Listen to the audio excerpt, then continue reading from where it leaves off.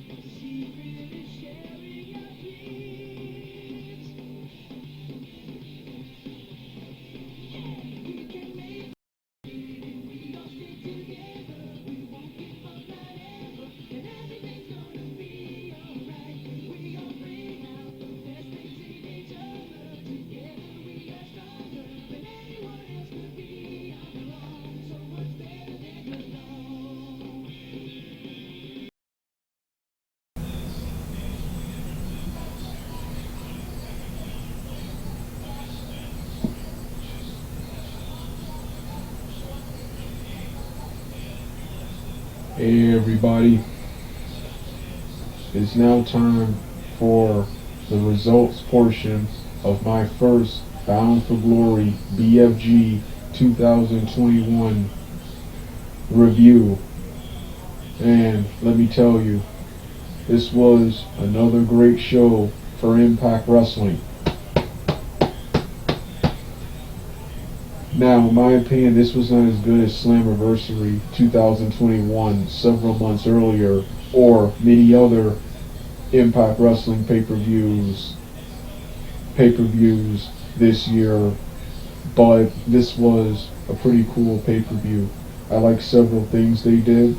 I like how they brought back the blue the blue, gray, and white, the blue, gray, white, and black color scheme from the 2011 through 14 era of Impact Wrestling. I prefer the current black, red, white, and gray color scheme they have now for Impact Wrestling that they currently have, and the colors that they had from 2018 to 2021. These have been the best color schemes for Impact Wrestling. Anyway, yeah, but where was I? Yeah, I like how they brought that back.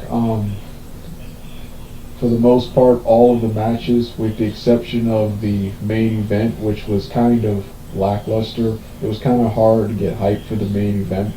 After, first off, all the awesome matches we saw on the card, and it was Josh Alexander, an X Division wrestler, taking on, in my opinion, one of Impact Wrestling's worst champions in Christian Cage. But I'm gonna talk about what happened after the Cage and Josh Alexander match. But first, let's run down the show. He started off with the female tag team, the Iconics, debuting at this pay-per-view, taking on the Knockouts tag team champions, Rosemary and Havoc, and the Iconics upset and beat them. Sucks to see Rosemary and Havoc lose here, but it is what it was.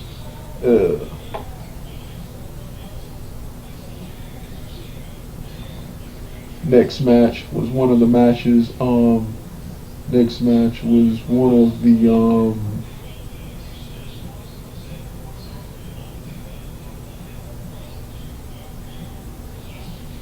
next match. No. The next match was Trey Miguel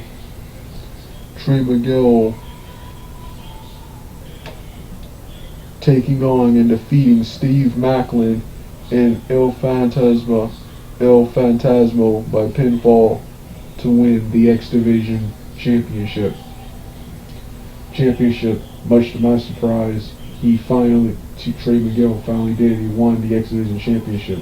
This was just an X Division match. I kind of wanted Macklin to win, but really didn't really care. None of the X Division wrestlers I like to see were featured in this match, so it's what it was. Heath Slater,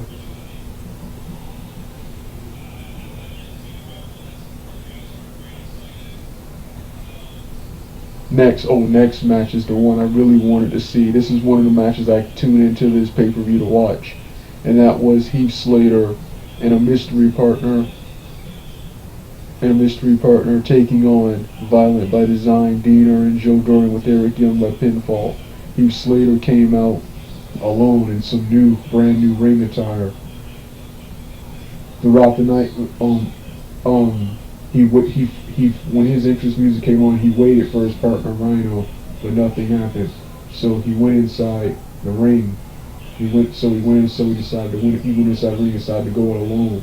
Meanwhile, and briefly held his own until the numbers game.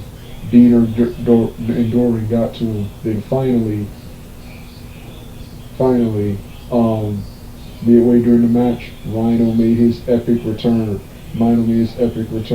and he came to the ring slowly. He didn't do the signature run, the sprint to the ring that Rhino usually does, and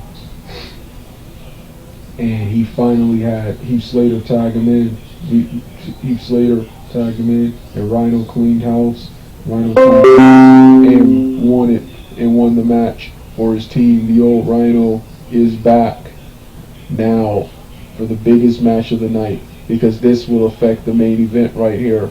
In the biggest match of the night, the next match I want to see, one of my all-time favorite match stipulations in wrestling, the multi-man elimination matches, and this right here was one of my favorites, the iconic Battle Royal. Every promotion has their signature gimmick battle royal match. Here is the Call Your Shots Gauntlet match where the wrestler wins a Money in the Bank trophy like contract to cash in anytime he for any championship anytime he wants. Anytime he wants. Moose. Yeah, Moose outlasted Matt Cardona, the last person he eliminated. Morrissey,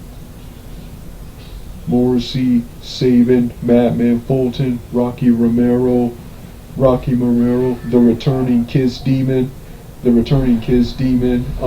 Melina, Johnny Swinger, Savannah Evans, Rachel Ellering, Tasha Steele, my boy Rohit Raju, Rich Swann, Sam Beal, Ace Austin, Eddie Edwards, Alicia Edwards.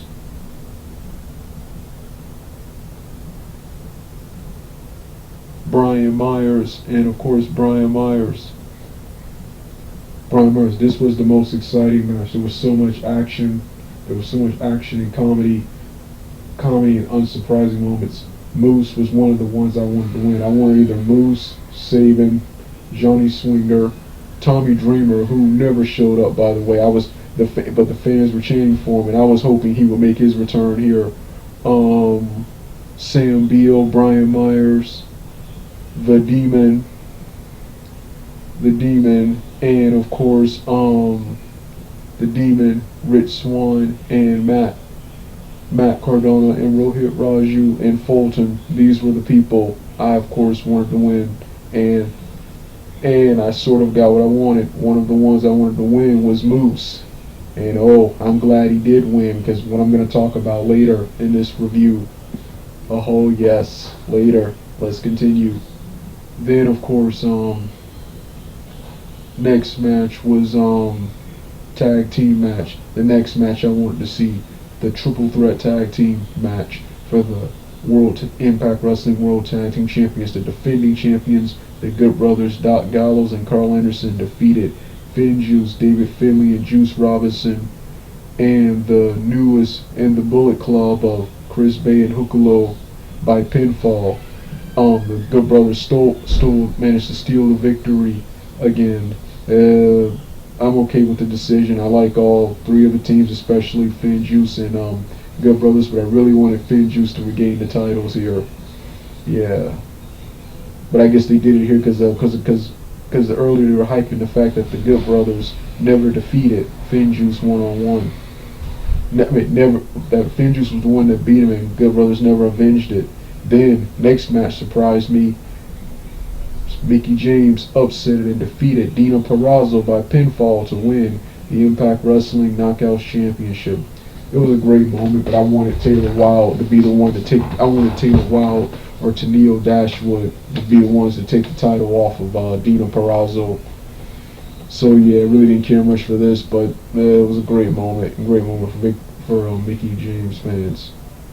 Josh Alexander upset and defeated Christian Cage by submission. He made him tap out to the ankle lock. I was happy that the title was finally off Christian Cage, but I hate the fact that it was Josh Alexander.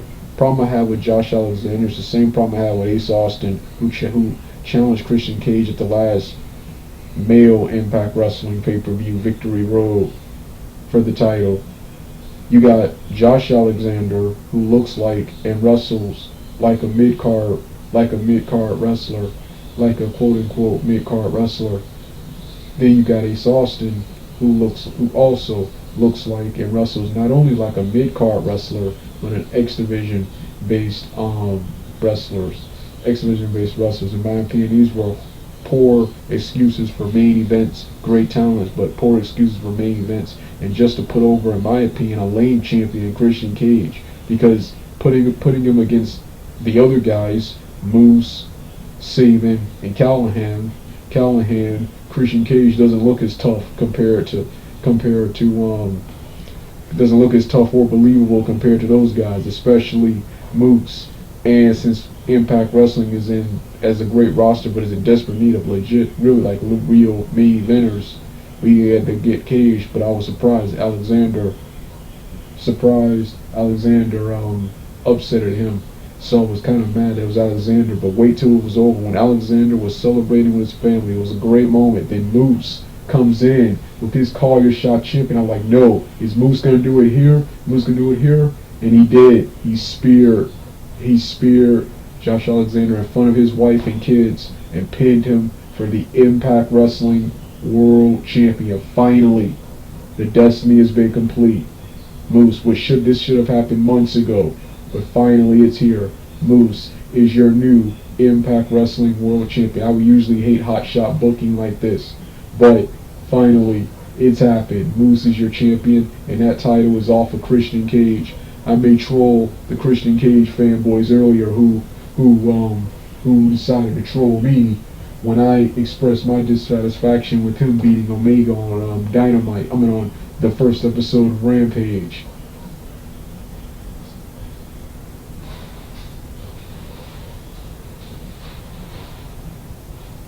So yeah, get ready for the match portions. I'm gonna talk about the Battle Royal, the Heath Slater tag team match, the tag team title match, and last but not least, the main event. But the main event will be off camera. So with that being said, let's get started right now.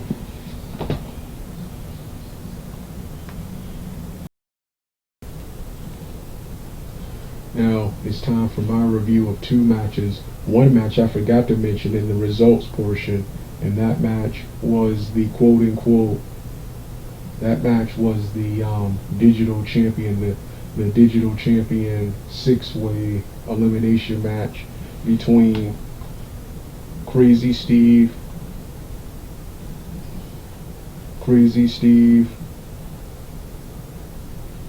followed by Madison Rain, Chelsea Green, Rachel Ellering, Jordan Grace, and John Skyler. Jordan Grace won this match by pinning John Skyler with her finisher. I wanted either Skyler or Crazy Steve to win, but I'm okay with Jordan Grace. Winning. I'm just happy. John Skyler is. I've been watching this guy for close to 9 years now. 9 years now. I'm happy. Actually, close to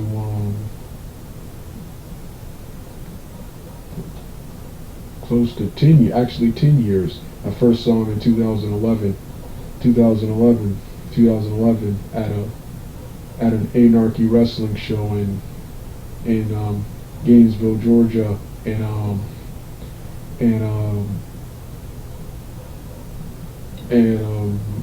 he was awesome, and I remember him wrestling numerous tryout matches for Impact Wrestling back when Dixie Carter and Billy Corgan were still running Impact Wrestling. So it's good to see him now getting TV time, and at least he made it onto this pay-per-view. Yeah, it was the lame pre-show, but that's a start. And it's great to see Crazy Steve and the rest still being utilized. So yeah, this digital match was what it was. Then you got the next match. Oh yes, the next match, one of the biggest matches and one of my main reasons for tuning into this show. That was Heath Slater with a mystery partner of his choosing. Heath Slater without a partner taking on Violent by Design. Diener and Joe Doring with Eric Young. When he came out, Heath Slater, when his entrance music came, he waited for Rhino, but Rhino didn't come out. So then Heath Slater decided to go it alone, and he immediately began unloading on both Joe Doring and Diener. I first had him, but the numbers game got to him. Then suddenly, midway during the match, Rhino's music hits, but instead of sprinting to the ring like he normally does, Rhino slowly comes to the ring. And I was like, please, Rhino, please reform your tag team with Heath Slater. Do not do another heel turn like you did at Sacrifice. at Sacrifice when he turned heel on Saban and Storm. I saw that coming. I was like, please no, don't do this, don't do this, and they did. I didn't want Rhino as a heel. I wanted Rhino. Never wanted Rhino as a heel, and they meet. And I like what they tried to do with Rhino deciding, okay, does he stay true to Violent by Design, or does he go back with his best friend Heath Slater? And I'm glad he chose Heath Slater because Violent by Design turned on him first, turned on him first. So by default, he should automatically go back to Heath Slater, and finally, then when he reached out to Wishbone, like, please don't yank your hand back, don't yank your hand back. Heath Slater tagged, he didn't. Rhino came in and beat clean house on both Joe Doring and Dean, and I think he gored one of them for the 1, 2, 3. Heath Slater didn't even get a chance to get back in the match. Rhino wins. Rhino wins the match for his team, and in a backstage promo later in the show, he told Heath Slater, you can tell your kids, Rhino is back. Rhino is back. The Man Beast is back. So we're gonna have Heath Slater and Rhino feuding with Violent by Design for a couple of months, and then I want them to join the World Tag Team title hunt. Yeah, climbing up the ranks, man. Climbing up the ranks in Impact Wrestling. So the big Call Your Shot Battle Royal 20-man gauntlet, that's coming next. Get ready.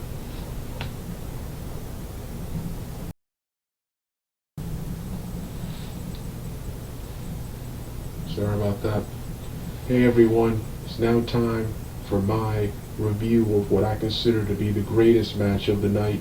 Impact Wrestling Bound for Glory 2021 20-man 30-man, what was it? 20-man Call Your Shot, 20-person Call Your Shot gauntlet match. This was match of the night. After this match, I didn't care about really anything else on this show. There's one more match after this, but after this match, I didn't care about anything else on this show. This match right here was the greatest match of the night. Going into the Call Your Shot Battle Royal, I wanted either Chris Sabin, Moose, Rohit Raju, Madman Fulton,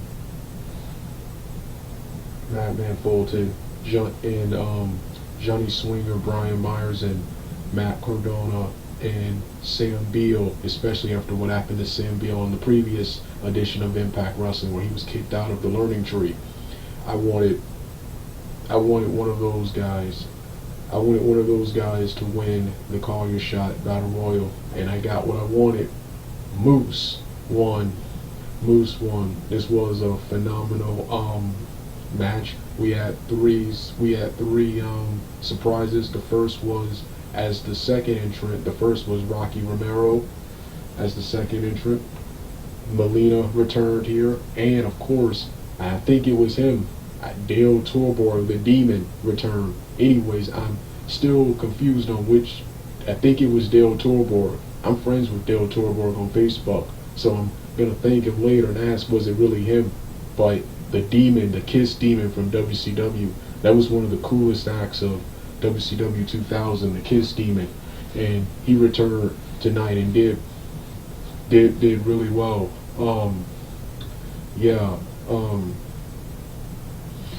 It started off with Sabin and Rocky Romero. Then Madman, with these guys exchanging. Then Madman Fulton came in. Sabin and Rocky Romero double teamed him, but Madman Fulton was stronger tonight. He no-sold their offense and dominated them for most of the match. Sabin lasted from the beginning all the way to the final four. Then Tasha Steele, Rachel Ellering, they got involved for the females. Then later, Rohit Raju got involved and made a pact with Tasha Steele and Tasha Steele what's his face? Madman Fulton. Keep forgetting how he got eliminated. My boy Johnny Swinger came out, and unlike the 2019 Gauntlet for the Gold Battle Royal, which he competed in two years ago, this one right here, he did a good job. In this Battle Royal, he lasted a long time. He foolishly, this was probably the worst part, asking the Kiss Demon for an autograph, and the Kiss Demon immediately turned on him and eliminated him from the match. But I like how he at least lasted longer in this one.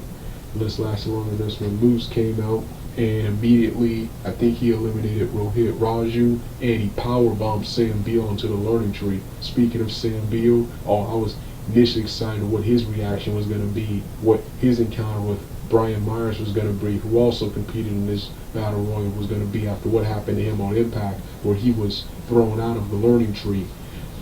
Sam Beal, he helped Brian Myers throughout the match. Then when he wasn't looking, took him over the ropes. I like Brian Myers. He was one of the ones I wanted to win, but he deserved that. And Eddie Edwards came in, and so did Alicia Edwards, but both of them got eliminated. Both of them got eliminated by Moose and Morrissey, who, by the way, Morrissey was 30, Sabin was number 1.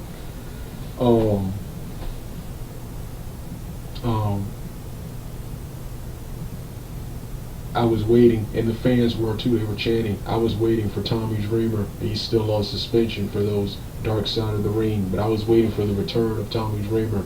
This would have been a great time. This would have been a great time to bring back Tommy Dreamer. Rich Swann came out, and Rich Swann, Sabin, Morrissey, and Moose made it to the Final Four. Moose eliminated Swann and Morrissey, turning on his partner during the match. Moose turning on his partner during the match. Then it came down to Matt Cardona and Moose, can't remember, did he pin or did he throw Matt Cardona over the ropes? Can't remember. But anyway, he did to win the Call Your Shot Battle Royal, and he did something else awesome later in the night. So this was the biggest, best, and most important match of the night. So the Call Your Shot Battle Royal. Can't wait to relive and watch it over and over again. So the Battle Royals and multi-man elimination and multi-man tag team matches are my all-time favorite matches in pro wrestling. So two of my all-time favorites. So that was that. Now it's time for the three-way tag match next.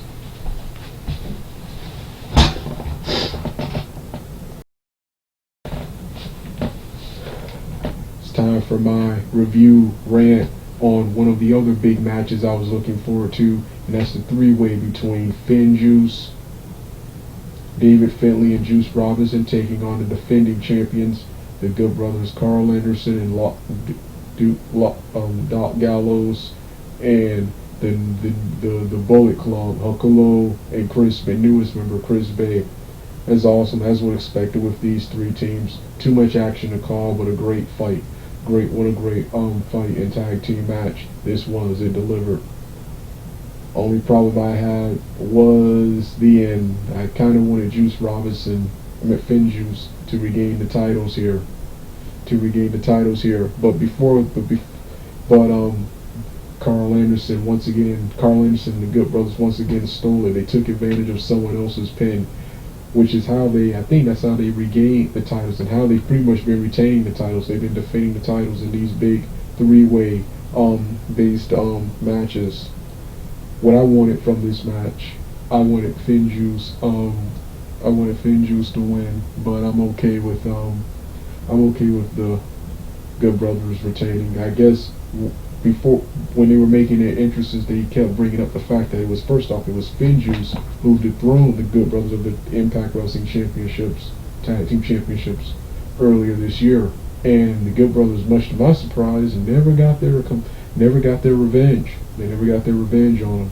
So there was that. And then, last but not least, the Good Brothers. What else about the Good Brothers? There's that. So I guess they're gonna at another pay-per-view, Finn Juice will eventually regain those tag team championships. Regain those tag team championships, and I guess since this night, pretty much,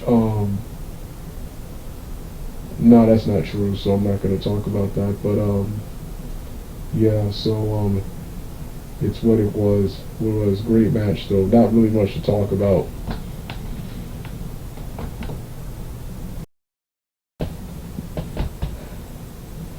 Hey everyone,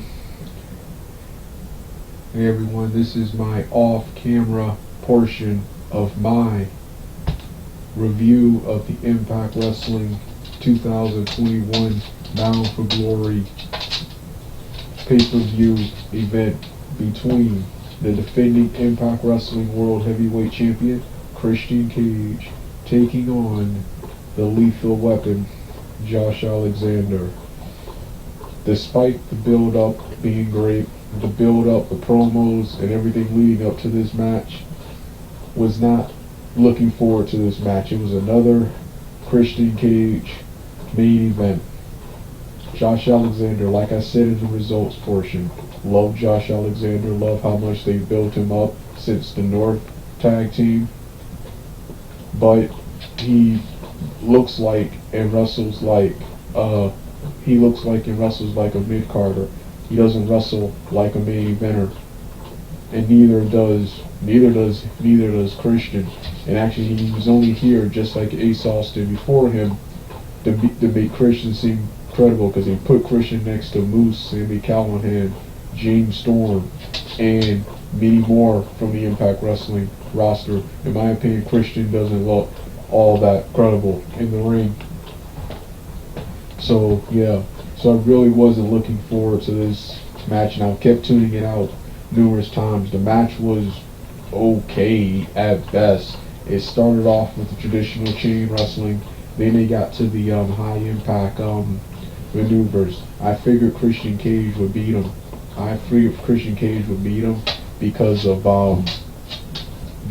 Moose's act, because Moose winning the Call Your Shots gauntlet match, and I thought they were going to probably build towards Moose and Cage in the future, or a three-way feud from now on. A three-way quote-unquote feud from now on. But no, they're not doing that. They're not doing that a three-way feud. But they're yeah, I thought they were gonna do that, or maybe even a four-way with Daniels in the mix, because remember, he returned to Impact Wrestling too, also wanting a shot in the future. I'm going to talk about Daniels in a minute too, so I figured Cage will win, but the Lethal Weapon shocked me by, after several big moves, locking Christian Cage in the ankle lock, and much to my surprise and happiness and joy and disappointment, Christian Cage tapped out. So the Lethal Weapon, Josh Alexander, was now your new Impact Wrestling World Heavyweight Champion. Good news is the title is off of Christian Cage, man. I never liked you had Kenny, I'm still mad about that. You had Kenny Omega go through the entire roster, the Impact Wrestling roster. He went through everyone. Rich Swann, Moose, and of course the greatest one, Sami Callihan, just to drop the title, the Christian Cage, on for free on Rampage. A 47-year-old nearing 50 wrestler on AEW Rampage. But I'm less mad about that because Kenny Omega beat him for the belt. He at least retained the All Elite title, and now Christian Cage is yesterday's news with the debuts of Adam Cole, Daniel Bryan, and CM Punk weeks before the All Out pay-per-view. Then come here, finally, Christian Cage finally lost that Impact Wrestling title. Now he can go back to All Elite Wrestling and languishing in their mid-card until he decides he's sick of working there and wants to return to WWE. So Yeah, like he did years ago with Impact Wrestling. I'm pretty sure he'll stick around in the main event for a little bit with Moose to give Moose a credible win. Then he'll go back to AEW and languish in their mid card there before parting ways and I guess retiring from wrestling. Anyway, let me continue. Anyway, what else about Christian Cage? I mean, what else about Moose? I mean, yeah, what else about yeah, but that's not the end. When Josh Alexander was celebrating with his wife and his kid, it was a great moment. It was still a great moment. But then Moose, who won the Call Your Shot gauntlet match earlier, came in. I was like, no, is Moose gonna do it here? Finally, stop. Finally, is it time? Is it time? Is it time? And it was. He speared the lethal weapon. He speared the lethal weapon, Josh Alexander, and 1, 2, 3, 1. The Impact Wrestling World Heavyweight Championship. Your new World Heavyweight Champion, Moose. Finally. I hate that he had to lose a bunch of title matches to Swan, Omega, and then had to be passed over for Christian Cage, an AEW guy. But finally, it's time. And normally I would hate this hot shot booking, but it was the Moose's character. It was the Moose. That's Moose's character now on. From now on, finally, I can't wait to see what's gonna happen now. I'm pretty sure we're gonna get 3-ways with Alexander and Cage, individual singles matches. Then my boy Christopher Daniels will be in the mix. Because remember, he wanted a shot at that title. He was never able to win the title during his initial run with Impact Wrestling. So finally, yeah. So I can't wait to see what's happening. But another awesome pay-per-view, Impact Wrestling Bound for Glory. Wrestling card wise, not as good as the other pay-per-views Impact Wrestling has had that year, like especially Slammiversary earlier this year.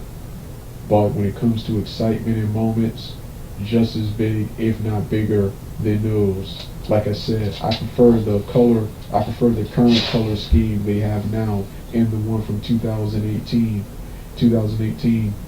But I do like how they brought back the blue, white, gray, and black color scheme from the 2011 through 14 era of Impact Wrestling. I like the 2018 through 21 eras of Impact Wrestling the best when it comes to color schemes and arena. But